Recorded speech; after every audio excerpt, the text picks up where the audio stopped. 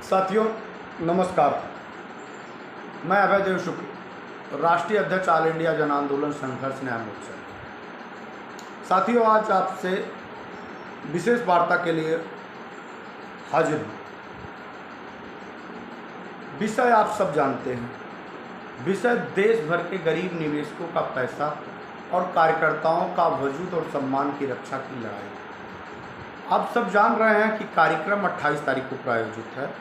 All India जन आंदोलन द्वारा एक आह्वान किया गया है जो पूरे देश के समस्त कार्यकर्ता और जागरूक साथी, निवेशक कार्यकर्ता साथी, तो सबसे पहले तो मेरा आप सभी से निवेदन है कि इस वीडियो को जितनी ज़्यादा संख्या में हो पाएगा शेयर करिएगा ताकि देश भर में ये बात पहुँचे।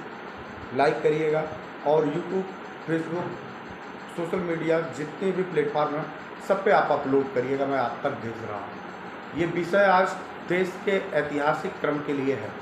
घटना आप सभी लोग जान रहे हैं कि 10 साल से 12 साल हो गए हैं। सुब्रत राय सहारा इंडिया परिवार के रूप में एक बड़ा कुनबा तैयार किया,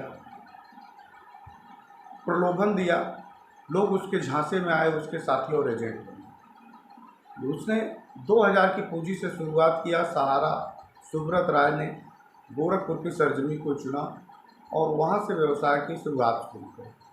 शुरुआत पे कर्मवीर योद्धा साथियों ने एक सच्चे सिपा सालार की भूमिका अदा किया और कंधे से कंधा मिलाते हुए सुब्रत राय को सहारा श्री बनाया। जब सुब्रत राय के साथ सहारा इंडिया परिवार के साथ लोग जुड़े तो ये सपने में भी नहीं सोचा था कि सहारा इंडिया परिवार आज उनको ये दिन दिखाए।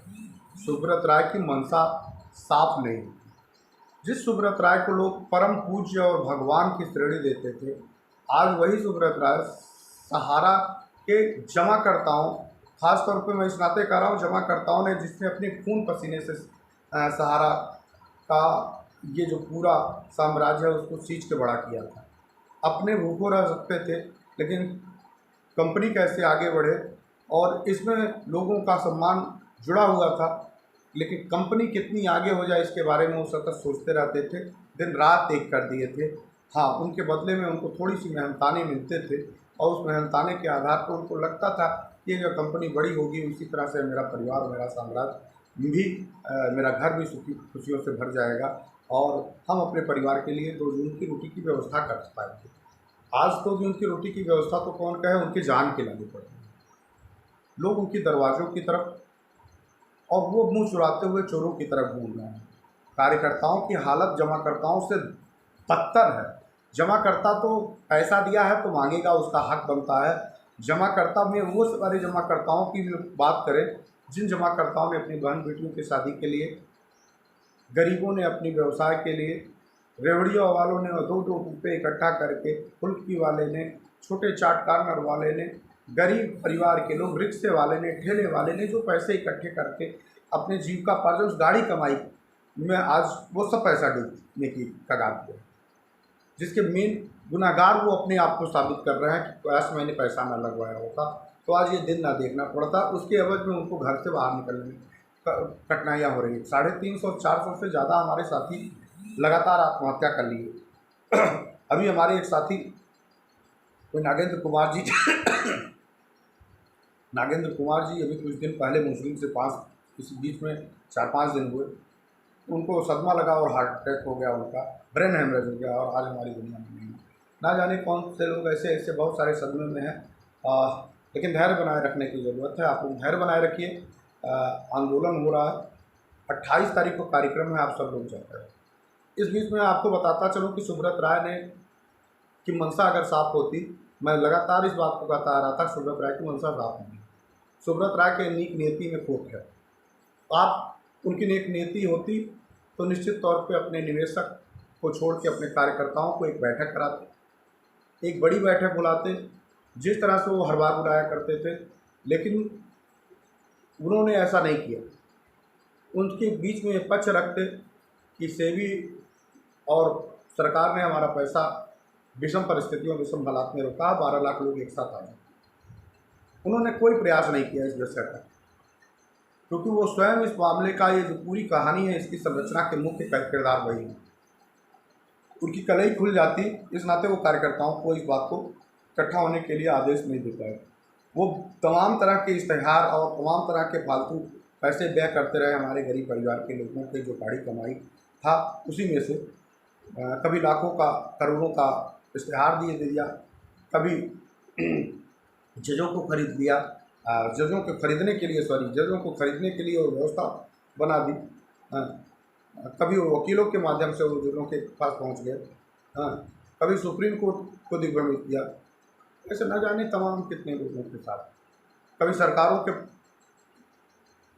को अपने पक्ष में उनको चंदे के रूप में दे दिया हमारे ही पैसे में से, ताकि उनके ऊपर कोई उंगली ना उठा पाए।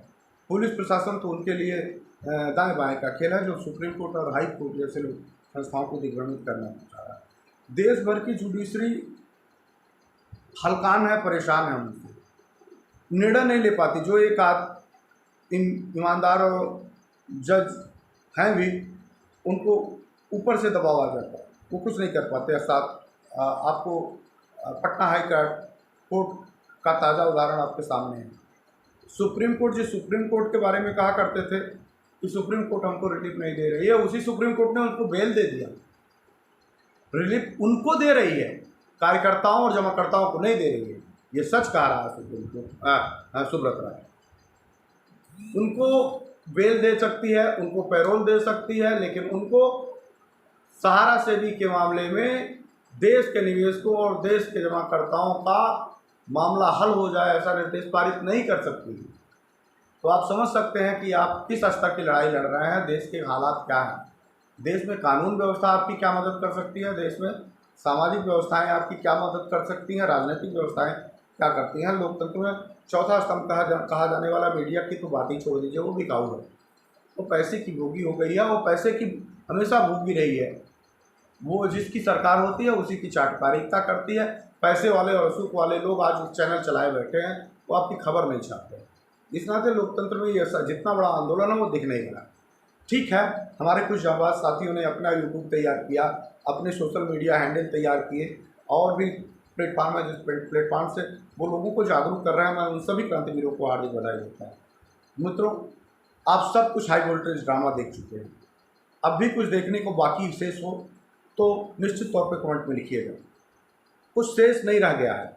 अब शेष रह गया है कि सहारा सुब्रत राय के घर के सामने महाजन आंदोलन के रूप में एक बार इस देश में देश का उतना बड़ा राष्ट्रगान और तिरंगा झंडा का प्रदर्शन ना हुआ हो, और हम सहारा सुब्रत राय के घर लखनऊ गोमती नगर के सामने जो ताज होटल के सामने है उनका आवास, उस आवास के सामने खड़े होंगे और तिरंगा यात्रा की शुरुआत करेंगे, और वहाँ राष्ट्रगान की शुरुआत करते हुए वहाँ पे अपने पैसे की मांग करेंगे सरकार से भी और सुब्रत राय से भी। जब तक वो हमारे पैसे दे नहीं देते तब तक आर पार की लड़ाई हम वापस नहीं आएंगे। आप लोग जहाँ भी हैं, जैसे भी हैं, अपने घरों से निकलिए।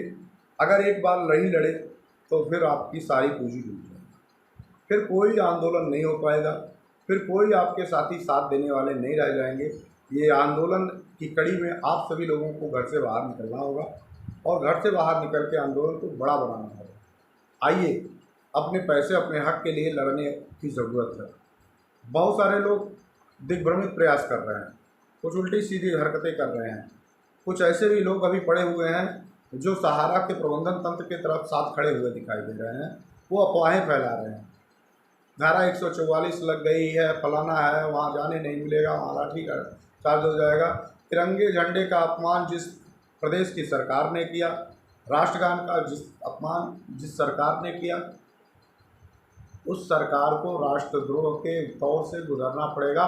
हम राष्ट्र प्रेमी तिरंगा झंडा के साथ राष्ट्रगान करने चल रहे हैं, और किसी भी कानून में नहीं लिखा है कि हम समूह में इकट्ठा होकर राष्ट्रगान नहीं कर सकते। हम राष्ट्रगान कर सकते हैं, और राष्ट्रगान करने के लिए हमको कोई सरकार रोक नहीं सकती, कोई कानून रोक नहीं सकता। हम राष्ट्रगान करेंगे और तिरंगा या भारत का एक बड़ा समूह इकट्ठा होगा, और वो तिरंगा और राष्ट्रगान एक साथ करके देश की एकता, अखंडता और सौम्यता को भी दिखाएगा, और सुब्रत राय जैसे बाहर ठग के को सरकार को की तरफ और कानून की तरफ ध्यान आकर्षित करके उसको बाध्य करेगा कि देश के निवेशकों का पैसा भी वापस करें। उन्होंने किया था, उसी तिरंगा झंडे के नीचे उन्होंने देश का सबसे बड़ा भ्रष्टाचार किया था। उसी तिरंगा झंडा के नीचे हम देश में राष्ट्रगान करेंगे और देश की सरकार को बताएंगे कि ये कितना बड़ा भ्रष्टाचारी है, और ये भ्रष्टाचारी हमारे और हमारे लोगों को किया ही नहीं रहा है। गरीब मर रहे हैं, तिल मर रहे हैं, लड़कियों की शादी नहीं हो रही है, व्यवस्थाएं नहीं हो पा रही हैं, बहुत सारे लोग दुखी हो रहे हैं, कई लोगों की जानें जा चुकी हैं। देश में सुब्रत राय को फांसी की सजा हो, हत्या का मुकदमा दर्ज हो, इसकी भी मांग हम करते हैं।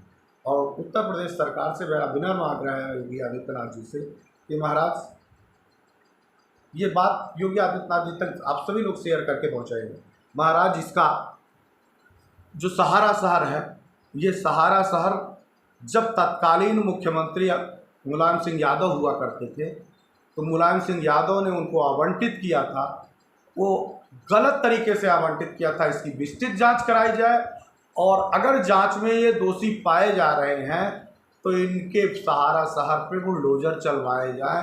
ये अगर आप देश में, प्रदेश में इतने चर्चित व्यक्ति हैं कि आपके बुलडोजर की चर्चा को पूरा देश देख रहा हो और उसका अनुसरण पूरा देश के और मुख्यमंत्री कर रहे हो, तो आप ही के नाक के नीचे सहारा सुब्रत राय का एक बहुत बड़ा आलीशान जो अवैध ज़मीनों पे कब्जा करके उन्होंने बना के रखा है, उस पर बुलडोजर चलाने के लिए आपको प्रधानमंत्री की इजाज़त लेने की ज़रूरत नहीं है। सरकार, आप आइए, उनकी जांच करिए, और जांच में जो भी संपत्ति उन्होंने अनैतिक ढंग से कब्जा किया है, इस अनैतिक ढंग से कब्जा की हुई संपत्ति पे बुलडोजर चला के देश के जो लोग हैं, जो लखनऊ की ज़मीन है, जो उस ज़मीन को छुड़ाने का काम करें, और बुलडोजर लेके आइए।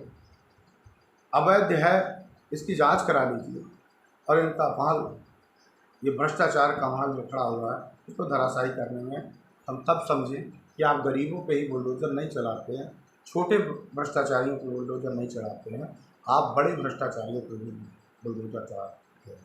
तो माननीय मुख्यमंत्री उत्तर प्रदेश परम पूज्य योगी आदित्यनाथ जी, जो बुलडोजर बाबा के नाम से जाने जाते हैं, बुलडोजर बाबा एक भ्रष्टाचारी आपके नाक के नीचे है, उस नाक के नीचे वाले बुलडोजर को भ्रष्टाचारी के ऊपर, उसके घर के ऊपर बुलडोजर जांच करके बुलडोजर चलाने की कृपा करें।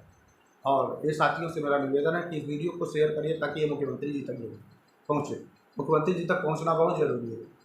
मुख्यमंत्री जी ही इसका हल निकालेंगे, और वो देश के प्रधानमंत्री से बात करेंगे, और वो देश के प्रधानमंत्री और मुख्यमंत्री जी आपस में बात करेंगे, और सुब्रत राय को किसी भी तरह से कटघरे में ला के उनको अरेस्ट करा के, या फिर उनकी वैकल्पिक व्यवस्था बना के हमारा पैसा हमको रिलीज कराएंगे। हमारा किसी शासन तंत्र से टकराव की कोई मंशा नहीं है, हम सुब्रत राय से भी टकराने की कोई हमारी मंशा नहीं है। सुब्रत राय आए और बताएं कि आपका मामला सेबी से उलझा है, तो हम सभी लोग सेबी के साथ चलेंगे, आपको आगे आगे होना पड़ेगा। लेकिन हमको नहीं लगता कि आपका मामला सेबी से उलझा है, क्योंकि आप देश के निवेशकों का पैसा देना नहीं चाहते। जिसका उदाहरण दिख गया कि पटना हाईकोर्ट में आप हाजिर नहीं होना चाह रहे हैं, आप हाजिर ही नहीं होना चाहते, सच बात बताना ही नहीं चाहते थे। आपने सुप्रीम कोर्ट से रातों रात स्टे ले लिया, जिस सुप्रीम कोर्ट को आप हवाला दे रहे थे कि सुप्रीम कोर्ट हमारी बात नहीं सुन रहा है, हमारा सेबी सारा के मामले में उलझा हुआ है, वही सुप्रीम कोर्ट आपका जब व्यक्तिगत मामला आ जाता है तब आपको तुरंत जो है आपको स्टे दे देता है। और वही सुप्रीम कोर्ट हमारे देश के निवेशकों को पैसा देने के लिए सालों साल लगाया है। ये देश का निवेशक समझ चुका है, कार्यकर्ता समझ चुके हैं, हमारे साथी समझ चुके हैं, तो मुझे इस चीज़ को बताने की ज़रूरत नहीं है। हम सब लोग समझ चुके हैं इस बात को, और बस आप सभी लोगों को समझने की ज़रूरत है कि अब देर किए कुछ नहीं होगा। विनय न मानत जलद जड़ गए तीन दिन वीर, बोले राम सको तब भय बिन हुए न प्रेत। अब ये रामचरितमानस की वो दोहा अब आपको चरितार्थ करना होगा। आइए निकलिए और 28 तारीख के कार्यक्रम को सफल बनाइए। नमस्कार, जय हिंद।